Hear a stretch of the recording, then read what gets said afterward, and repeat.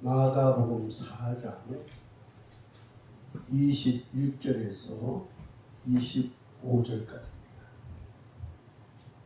마가복음 4장 21절에서 25절까지 교독토록 하겠습니다. 또 그들에게 이르시되 사람이 등불을 가져오는 것은 말 아래에나 평상 아래 두려하느냐 등경 위에 두려함이 아니냐.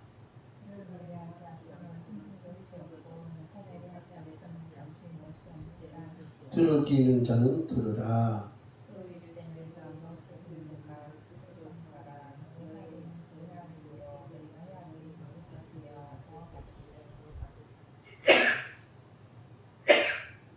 같이 있습니다. 있는 자는 받을 것이요 없는 자는 그 있는 것까지도 빼앗기리라. 아멘.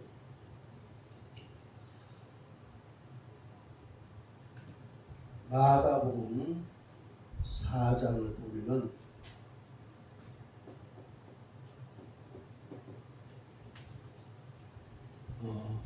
1절에서 20절까지 1절에서 20절에 보면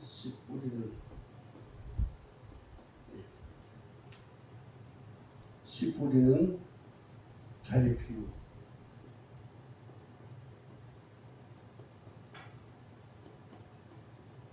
하고 또 오늘 본 말씀 가운데 21절에서 22절을 보면은 등불의 비유가 나옵니다.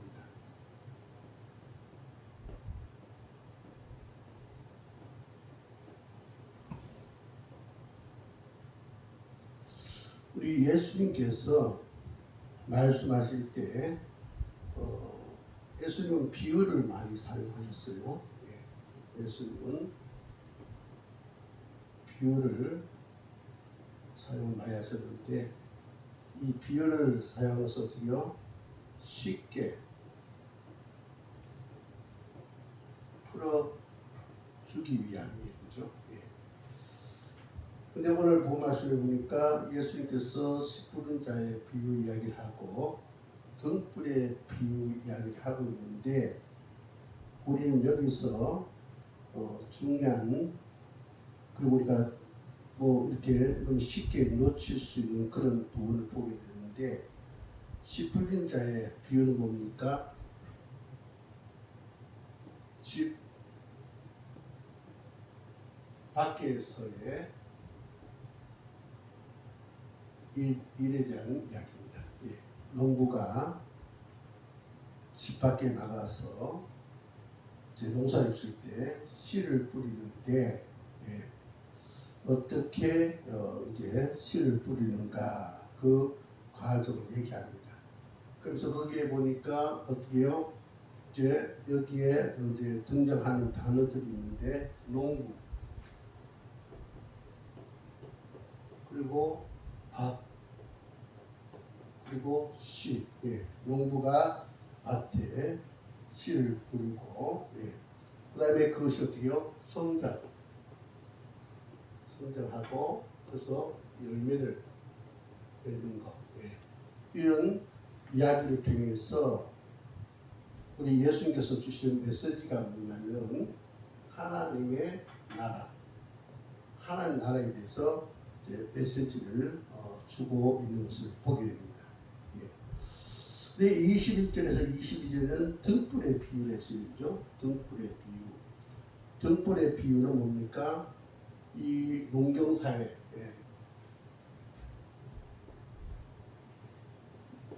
농경사회 집 안에서 경험할 수 있는 일, 집 안의 일, 이거에 대해서 얘기를 하고 있어요. 집안에 이제 어떻습니까? 일을 다 하고 집에 돌아오면은 식사를 하게 되죠. 식사를 하게 될 때 이제 어두워집니다. 그럼 어떻게요? 등경 위에다가 등불을 켜서 이제 불을 밝혀서 이제 그 식사를 여러 가지 이야기를 나누면서 마치게 되고 또 이제 여러 가지 그 하루 있었던 얘기를 온 가족이 나누고 그렇게 이제 일상이 끝나게 되죠. 그럴 때 바로 상도를 두고 얘기하는데 보니까 어둠이 이제 다가오면은 등불을 등경 위에 두어서 주변이 환하게 비치게 한다. 예. 등경은 그 유대인들은 옛날에 집을 지을 때 그 이 향토로 이렇게 그 주변에 불을 잘 밝힐 수 있는 그런 위치에다가 등경을 향토로 만들어서 등불 그 위에 얹었다고 해요. 예. 얹어서 이제 네모난 그런 그 향토가 있는데 거기에다가 기름을 붓고 심지를 그죠 얹어가지고 불을 켜서 이제 온 방이 환하게 비춰졌습니다. 예. 그것을 등경 위에 등불을 폈다. 예. 그리고 어떻게 해요? 이제 밤이 되면 잠자리 들어야 될 거 어떻게 해요? 말. 이건 곡식을 때리는 말입니다. 예. 말을 덮어서 이제 불을 끄는 거예요. 그리고 보관하는 거예요. 아니면 평상. 여기서 평상은 유대인들이 그저 사용하는 침대입니다. 침대 밑에다가 그 불을 꺼서 이제 그것을 그죠 보관하는 거예요. 예. 이런 이제 시바네의 일을 가지고 하나님의 나라에 대한 그 이야기를 이제 펼친 것을 우리가 대조적으로 보게 됩니다.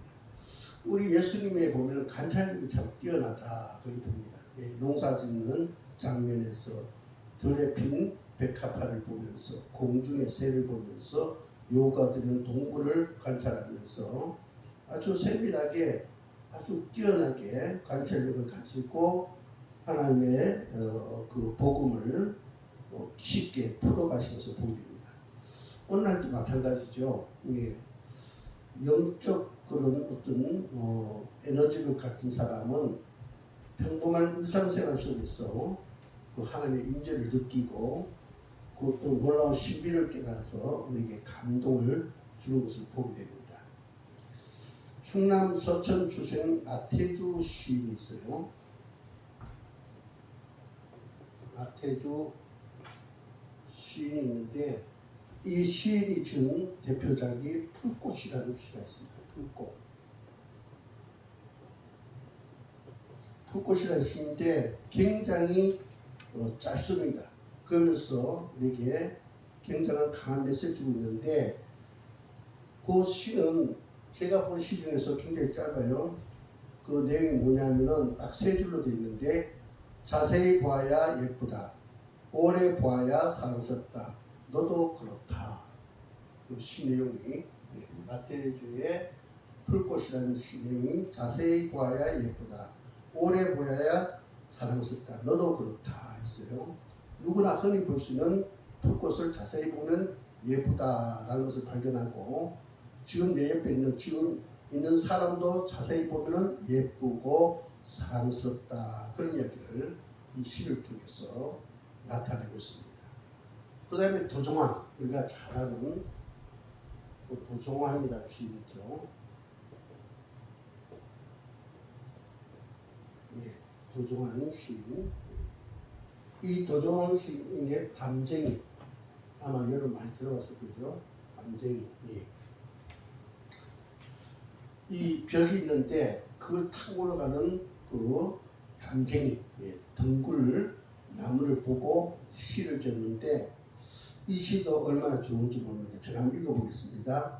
저것은 벽, 어쩔 수 없는 벽이라고 우리가 느낄 때 그때 담쟁이는 말없이 그 벽을 오른다. 물 한 방울 없고 씨앗 한 톨 살아남을 수 없는 저것은 절망의 벽이라고 말할 때 담쟁이는 서두르지 않고 앞으로 나간다. 한 뺨이라도 꼭 여럿이 함께 손을 잡고 올라간다. 푸르게 절망을 다 덮을 때까지 바로 그 절망을 놓지 않는다. 저것은 넘을 수 없는 벽이라고 고개를 들고 있을 때 담쟁이 입 하나는 담쟁이 입 수천 개를 이끌고 결국 그 벽을 넘는다. 예, 담쟁이라는 도종환 시인의 시입니다. 참 놀랐지 않습니까? 담쟁이, 등굴나무가 담을 그저 오르는 것을 보고 그 속에서 사람도 아무리 절망적인 벽에 가려 있어도 막힌다 할지라도 힘을 합쳐서 노력한다면 절망의 벽을 넘을 수 있다. 그런 희망을 노래했습니다. 우리도 나태주 시인처럼, 도종환 시인처럼, 또 예수님처럼 하나님한테 주신 그 자연을 통해서 우리가 그 아주 그저 세밀한 하나님의 음성을 들을 수 있는, 하나님의 신비를 발견할 수 있는 우리가 되었으면 좋겠습니다. 예수님께서 바로 농경사회, 우리 그 50대 중반 이상 되면은 농촌에서 사신 분들은 이런 것을 그죠 경험했죠, 그죠? 부모님이, 할아버지 할머니가 들려가서 씨 뿌리는 것을 봤는데, 그때 농부가 밭에 나가서 씨를 뿌리고 그것이 농부의 소리에서 성장하고 나중에 열매를 내서 추수하는 그런 일들. 밤이 되면은 등불을 켜가지고죠. 뭐 요즘 전기가 있지만 그 당시 전기가 없었으니까 그 방안을 밝히고 또 잘 때는 꺼버리고 그러는 것을 볼 때 우리가 충분히 이제 이해가 되어가는 그 내용이 오늘 마가복음 4장 21절에서 25절에 나오는 등불의 비유입니다. 자, 오늘 이 내용을 조금 구체적으로 살펴보겠는데요. 21절, 22절을 한번 읽어봅시다.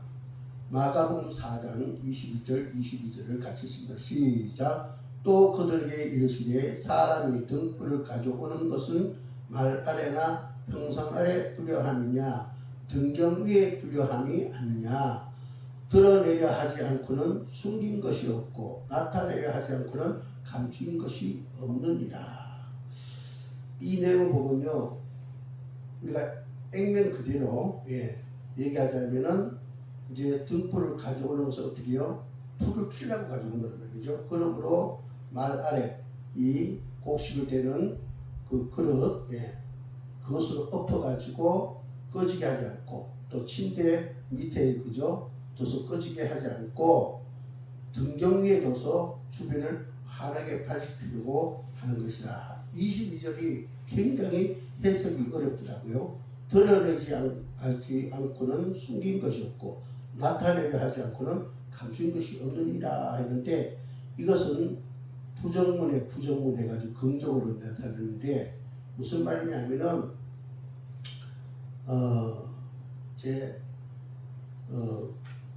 등불이 켜지면은 숨겨진 것이 없고 나타내지 않는 것이 없다. 그런 이제 얘기를 부정에 부정을 해가지고 강조하는 것입니다. 이렇게 빛이 등불이 등경에 얹혀져서 빛이 쫙 비춰지면 모든 것이 다 드러나서 숨겨진 것이 없고 모든 것이 다 나타나서 감춰진 것이 없다. 이제 그런 내용을 강조하기 위해서 부정 플러스 부정이라는 그런 문구를 써서 그렇게 표현을 한 겁니다. 자, 여기서 이 등불, 말, 평상 뭐 이런 얘기가 나오는데, 우리 옛날 우리 시골에서도 보면은 그 제가 어릴 때 시골에서 잠깐 살아봐서 아는데 어떻게요? 이렇게 그죠? 등분 그 기둥이에 이런 게 있어요, 그죠? 있는데 여기다가 이제 뭐 이렇게 사기로 된 거, 사기로 된 거, 이 안에 기름이 들어있고 심지가 여기 올라 있는데 불을 켰던 그런 기억이 있습니다.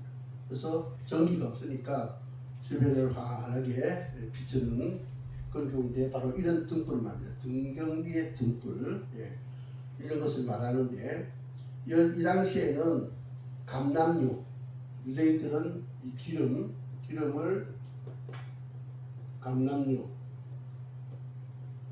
또는 어떤 걸 쓰냐면 관솔, 나무에서 나오는 바로 그 어떤 기름 성분을 가지고 있는 그것을 말합니다. 나무 기름, 이런 것으로 기름께서 등불을 밝혔어요. 그러니까 감람류는 그런 데도 있었는데 간솔 같은 거는 기립이라 안 주면은 그름이 많이 생겼어요. 예.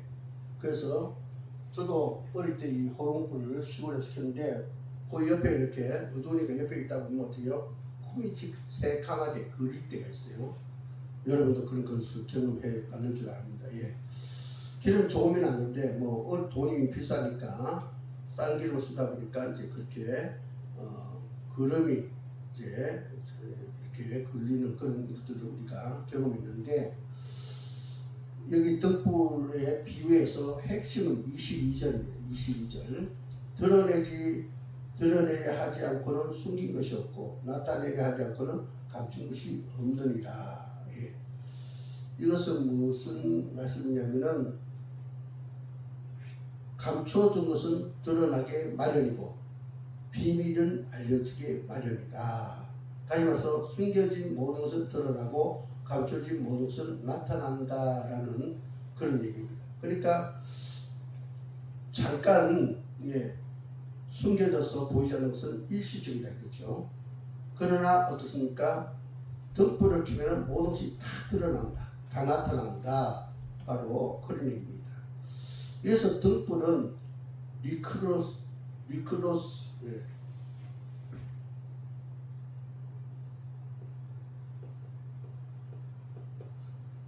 여기서 그 헬라에 보면은 등불을 리크노스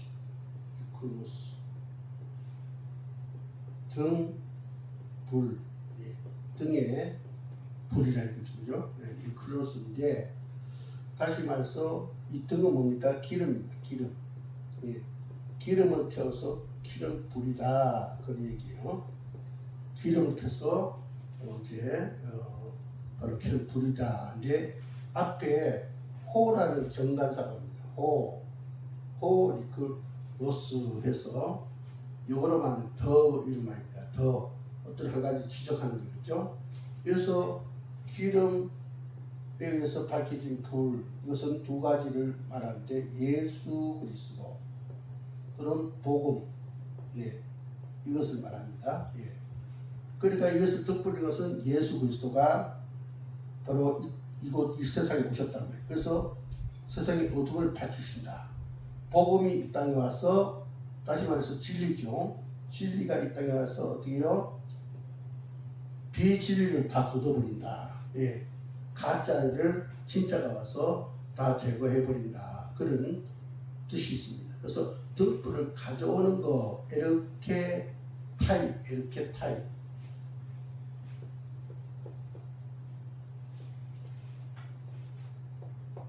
이렇게 타이란 말인데 이 이렇게 타이란 말은 가는 거 오는 것을 다 얘기하고 있는데 바로 등불은 오는 것이다. 예수 그리스도께서 우리에게 오셨다. 그러면 어떻게 해요? 숨겨진 것, 감춰진 것이 다 드러난다.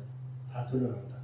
거짓인 것으로 다 드러내고 무엇이 진리인가를 다 밝혀낸다. 바로 이렇게 등불을 바로 은유적으로 사용을 했습니다. 시편 119편 105절에 보니까 주의 말씀은 내 발의 등이요 내 길의 빛이니다 했습니다. 그죠? 바로 예수 그리스도가 복음 즉 진리가 와서 어떻습니까? 하나님의 나라를 이룬다. 하나님의 나라를 나타낸다. 바로 그런 의미를 가지고 바로 등불 비유를 얘기하고 있습니다. 그래서 예수님이 오심으로 진리가 이 땅에 오므로 어떻게 해요? 어둠의 권세가 물러가고 거짓이 다 물러가고 우리가 속았구나. 이게 진짜구나. 이 땅의 삶이 전부가 아니라 사회의 세계가 있구나. 하나님이 계시구나. 이 모든 것 그죠? 창세기에서 요한계시록까지의 모든 그죠? 진리가 참되다는 사실을 이제 깨닫고 하나님 나라가 이제 세워지게 된다.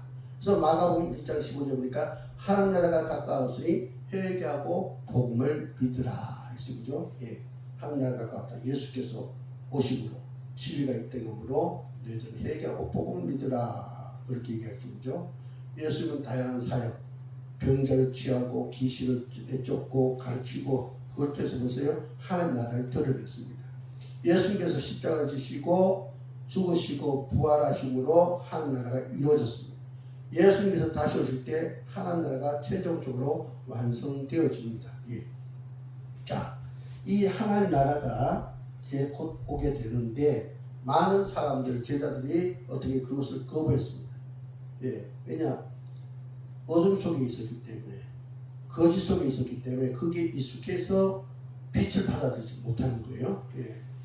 그러니까 예수님께서 말합니다. 이제 내가 너희들에게 가서 흑암의 곳을 붙들고 모든 것을 밝혀낼 것이다. 진리가 비진리, 진짜 가짜를 물리치고 무엇이 옳은 것인가를 너희에게 나타낼 때 모든 다 드러날 것이다. 이제 그것을 수용하지 못하는 제자들 또 하나님의 백성들에게 그와 같은 귀한 말씀을 선포하고 있는 겁니다. 예. 여러분 오늘 우리는 이 말씀을 통해서 우리 꼭 기억할 것은 뭐냐면 우리 심령 속에 예수 그리스도를 모셔야 됩니다. 우리 심령 속에 하나님 말씀이 그저 충만해야 돼요. 그때 어떻습니까? 우리 속에 잠자고 있는 우리의 살자권 그죠? 흑암의 거세로 물러가고 가짜가 물러간다 이거죠. 예. 그래서 하나님 나라가 우리 심령에 이루어져야 된다. 예. 하나님 나라가 이루어지면 다 모든 것이 다 드러난다. 그것을 선포하고 있어요. 그 다음에 24절에서 25절에 보면 대의 비유가 있어요. 대의 비유. 24절, 25절 같이 함께 봅시다. 마가복음 4장 24절, 25절 같이 있습니다. 시작. 또 이르시되 너희가 무엇을 듣는가 스스로 상달하라. 너희의 헤아리는 그 헤아림으로 너희가 헤아림을 받을 것이며 더 받으리니 있는 자는 받을 것이요 없는 자는 그 있는 것까지 빼앗기리라. 예. 자, 그 다음에 대의 비유가 나오고 있어요. 그죠? 예. 대의 비유. 이 대의 비유는 뭐냐 하면은 바로 곡식을 바로 그죠? 이제 측량할 때 사용되는 그릇을 말합니다. 예. 여러분 시골에서 이제 자라봤으면 이제 그것을 다 알 거예요. 그죠? 예. 자, 여기 보니까 또 여기서 너희가 무엇을 듣는가 해서 그죠? 무엇을 듣는가? 티스란 말인데 너희들이 어떻게 듣는가? 지금 그 예수님께서 선포하신 그 복음을 어떻게 듣냐? 조심스럽게 듣고 있느냐? 만약 그렇지 않다면 너희들이 조심히 듣고 또 바로 들어야 된다. 그러면서 그죠? 너희 헤아리는 그 헤아림을 너희가 헤아림을 받을 것이며 더 받으리니 있는 자는 받을 것이요 없는 자는 그 안에 그 있는 자 끝까지도 빼앗기리라. 자, 이 곡식 시장의 상황을 두고 얘기하고 있는 거예요. 상황. 그 당시에 곡식 시장에 대한 상황이 있는데 상인이 있습니다. 상인이 있는데 정직한 상인이 있고 그리고 정직하지 못하는 상인이 있어요. 정직한 상인은 어떻습니까? 바로 곡식을 그죠? 양을 잴 때 그게 저울 또 곡식을 재는 그죠? 우리는 시골 말로 대박이를 하는데 원래는 뒷박. 예. 이것을 정확하게 이제 그 측량합니다. 그러나 정직하지 못한 자들은 어때요? 바로 이 저울을 숙인다는 얘기죠. 그래서 저울 육금을 속이고 또 어떻습니까? 이 대박에 그죠? 모양은 똑같은데 밑층을 약간 올라오게 해가지고 양을 적게 한다. 요즘 우리 과일 파는 거 보면은 어떻습니까? 밑에 뿌룩하게 올라오게 하잖아요. 그래서 겉보기 많게 하잖아요. 그죠? 바로 그런 거. 정직한 상인은 저울에 그 바늘과 대박에 를 정확하게 하는데 정직하지 않은 자는 저울 눈을 속이고 대박을 그죠? 두피를 밑에서 올려가지고 높여서 그 양을 그죠? 속이는 바로 그런 상인인데 바로 예수님께서 그런 얘기를 하는 거예요. 우리가 하나의 말씀을 들을 때 곡식시장에 정직한 상인과 정직하지 못한 상인들을 이제 생각하면서 이제 말씀 들으라 이 말이죠. 자, 우리가 옛날에 이 곡식을 대는 측량은 그 그릇이 뭡니까? 나무로 되어 있는데 한 호흡이 있어요. 호흡이 있어요. 그죠? 예. 그 다음에 호흡보다 더 큰 것은 한대, 한호흡, 한말. 예, 우리가 정식으로 한호, 한말 이렇게 조그마한 네모난 산자로 한호흡 있죠. 그죠? 한대는 어떻게 좀 더 크죠. 그죠? 예, 크죠? 한말은 어떻습니까? 이렇게 둥글게 되어 있죠. 그죠? 예, 둥글게 되는 것을 우리가 이게 손잡이가 있고 시골에서 본 그런 평소 크니까 양쪽에 손잡이 있죠. 예. 한호, 한대, 한말 반대짜리도 있었어요. 그죠? 어쨌든 이 곡식을 든 제가 정직한 상인은 이거 저라고 이 저를 묶어놓고 이거 정확하게 지키는데 정직하지 못한 사람은 밑바닥을 더 올려가지고 양을 적게 한다 이거지. 예. 다시 말해서 왜 예수께서 이 말씀하냐면 하나님께서 말씀하실 때 신앙은 그죠? 예. 하나님께서 말씀하시고 듣는 것 이것이 바로 신앙의 시작입니다. 하나님께서 말씀할 때 우리가 들어야 되는 거예요. 듣는데 내가 호흡으로 받을 것이냐, 대로 받을 것이냐, 말로 받을 것이냐. 예. 거기에 대해서 헤아림을 받는다. 받은 만큼 말씀의 영향력이 우리에게 임하게 된다. 그런 얘기예요. 하나님 나라가 바로 임하게 된다. 그런 얘기예요. 그러니까 어떻게 해요? 우리가 하나님 말씀 받을 때 한호흡으로 받지 말고 이왕이면 어떻게 해요? 한 말로 받으면 어떻게 돼요? 은혜가 충만하겠죠. 예. 그리고 우리가 설교 시간에 보면은 뭡니까? 딴 생각하는 사람. 예. 또 어떻습니까? 하나님 말씀 집중하지 못하고 그죠? 여러 가지 그죠? 예. 어떤 사탄의 그죠? 그런 미혹에 끌리는 사람. 그렇지 않고 이제 전적으로 하나님 말씀 집중하는 사람 이렇게 우리가 또 표현을 할 수 있겠죠. 그죠? 예. 그러니까 우리가 신앙은 하나님의 말씀하시는 게 있고 듣는 것이 있는데 그것이 신앙의 시작인데 우리가 하나님 말씀을 들을 때 호흡으로 받을 거냐, 대로 받을 거냐, 말로 받을 것이냐. 예. 우리는 같은 시간, 같은 장소에서 예배 드릴 때 어떻게 해요? 한 말짜리 그릇을 준비해서 말씀을 들어야지 한 대짜리나 한 호짜리에 바로 그것을 준비해서 듣는 자가 되서는 안 된다. 할렐루야. 예. 그래서 저와 여러분이 한 말짜리 가지고 말씀을 들을 수 있기를 바랍니다. 예. 바로 이 대의 비유는 나에게 그렇죠. 예. 하나님께서 말씀하신 데 내가 듣는 자세, 또 나가서 예배 전체의 자세에 대해서 바로 얘기하고 있다. 그렇게 보면 되겠고요. 두 번째로 이 대의 비유는 뭐냐면은 행한 대로 갚아준다. 행한 대로 갚아준다. 예. 그러니까 좀 전에 제가 말씀드렸듯이 많이 우리가 그죠? 받고 적게 받고 그런 차이인데 우리가 많이 받아서 어떻게 그걸 가지고 어떻게 해요? 행해야 되잖아요. 행위. 그래서 우리가 그 달란트 비유가 마태복음 25장에 보면 나옵니다. 그죠? 25장에 보면은 달란트 비유가 나오고 또 누가복음에 보면은 19장에 문화 비유가 나옵니다. 달란트 비유는 우리가 잘 알잖아요.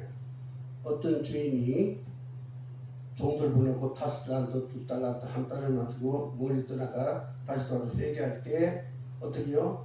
5달란트 받은 자는 10달란트, 2달란트 받은 자는 4달란트를 남겼고 1달란트 받은 자는 어떻게 해요? 그대로 가졌다가 어떻게 해요? 책만 받고 내 쫓김을 받게 되고 가지고 있는 것도 빼앗겼다. 그러나 5달란트, 2달란트는 어떻게 해요? 더 많은 것을 받게 되고 잔치에 참여하게 되었다. 그런 얘기를 하죠. 예. 우리가 하나님의 말씀을 어떻게 해요? 많이 받되 그 말씀을 가지고 우리가 행동을 옮겨야 된다. 예, 행동을 옮겨야 된다. 남겨야 된다. 이 말이에요. 하나님께서 너희들에게 내가 종을 통해서 이런 저런 말씀을 줬는데 너가 그 말씀을 가지고 얼마나 행했느냐 그 결과 예, 말씀을 통해서 얼마나 남겼는가 그 결과를 보자 그렇게 계산한다는 것입니다. 누가복음 문화비유 보면은 어떤 기인이 왕위를 받고 먼 나라를 떠나는데 종 10명 불러가지고 다 한 문화씩 이제 남겨주고 장사하라고 합니다. 근데 이제 시간이 지나서 그 주인이 이제 왕위를 받아가지고 돌아왔을 때 첫째 사람은 한 문화를 열 문화를 남겼어요. 그래서 주인에게 주니까 주인이 그를 그죠 열고를 다 쓸 수 있는 권세를 주고 열 문화를 그대로 다 줬어요.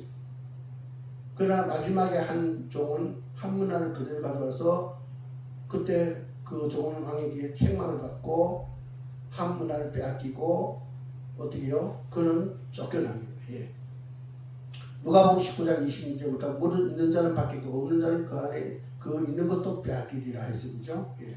그러니까 하나님께서 주신 자원을 가지고 그것을 잘 활용해서 우리는 그죠? 더 책임을 맡는 더 큰 책임을 맡는 그래서 더 큰 복을 누리는 자가 되어야 된다. 그 얘기예요. 예.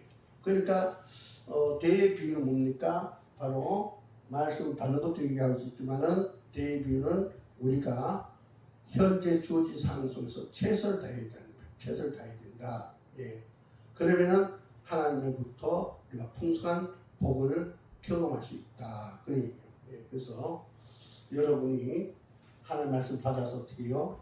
그 말씀 받은 것을 행동으로 옮기면 어떻게 해요? 옮겨서 행한 만큼 갚아주신다. 예. 예.